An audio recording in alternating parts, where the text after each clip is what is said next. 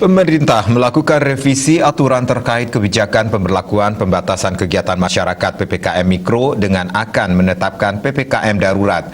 Kebijakan ini diambil mengingat kasus positif COVID-19 harian yang meningkat tajam. Pemerhati ekonomi Bima Yudhistira menyampaikan penerapan PPKM masih dirasakan tanggung karena di satu sisi masih diperbolehkan makan di tempat, kemudian retail bisa dibuka sampai jam 5 sore.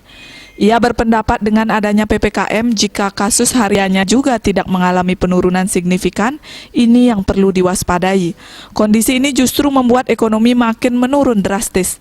Diprediksi bila kondisi tersebut terjadi, maka pada kuartal ketiga 2021, kondisi ekonomi secara nasional lebih negatif. Kisaran negatif sampai minus 0,5% hingga minus 1% di kuartal ketiga 2021 akibat PPKM.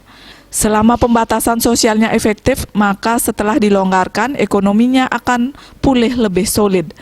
Namun jika PPKM telah terlaksana, ternyata kasus harian yang masih tinggi, kemudian juga okupansi di rumah sakitnya juga tinggi, PPKM yang gagal ini akan membawa imbas.